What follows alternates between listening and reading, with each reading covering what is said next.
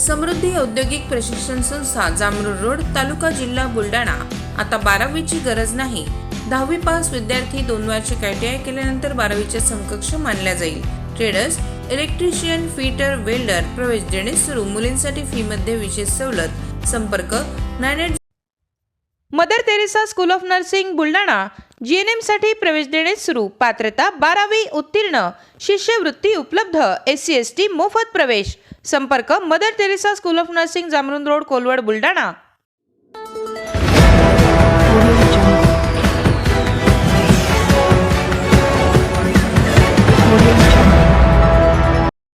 उपोषणाची दखल घेतली जात नसल्याने प्रशासनाला दंडवत आंदोलन।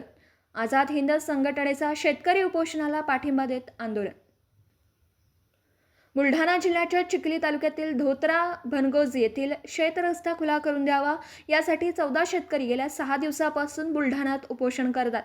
मात्र अजूनही त्यांची प्रशासनाकडून योग्य ती दखल घेतली जात नसल्याने या उपोषणाला आझाद हिंद शेतकरी संघटनेने पाठिंबा देत बुलढाणा जिल्हाधिकारी कार्यालयात जोरदार निदर्शनं केली।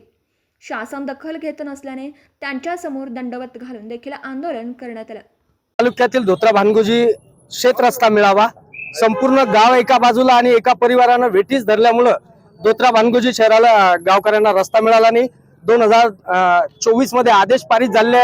आदेश पारित झालेले असताना संबंधित तहसील प्रशासनाने कारवाईचा फक्त फार्स केला। तिथपर्यंत जायचं, कारवाई करण्याचा देखावा करायचा, कोणीतरी अडथळा निर्माण केला म्हणून परत यायचं। जर कोणी अडथळा निर्माण करत असेल तर त्याच्यावर दंडात्मक कारवाई करून त्याला डिटेन करणे, त्याला अटक करणे आणि त्वरित रस्ता मोकळा करणे ही कारवाई तिथं होणे क्रमप्राप्त होते, परंतु ती झाली नाही। म्हणून आम्ही शासन प्रशासनाला या ठिकाणी दंडवत केला, त्यांचे आभार मानले की अशीच शेतकऱ्यांचा जीव घ्या। आज 70 शेतकऱ्यांची शेती त्या गावातली पडीत आहे। आमचं मागणं फक्त आमच्या शेतीला रस्ता पाहिजे, जेणेकरून आज आमची शेती पडीत आहे। शेती हा व्यवसाय आमचा पूर्वीचा व्यवसाय आहे, पण पूर्वीपासूनचा व्यवसाय आम्हाला बंद पडल्यामुळं आमच्यावर उपासमारीची वेळ आहे। हा रस्ता अर्धा निम्मे रस्ता तुमच्या आंदोलनाची झाल्याची माहिती आहे। अर्धा निम्मा नाही सर, काहीतरी फक्त 25 ते 30 फूट रस्ता झालेला आहे। 25 ते 30 फूट रस्ता झाला म्हणजे पूर्ण रस्ता झाला असं तर होऊ शकत नाही, कारण कुठेतरी थोडा जरी अडथळा आला तर तिथून आमचा ट्रॅक्टर जाऊ शकत नाही, पेरणी होऊ शकत नाही, पुढच्या शेतीची मशागत होऊ शकत नाही, प्रत्येक गोष्ट अशी होऊ शकते।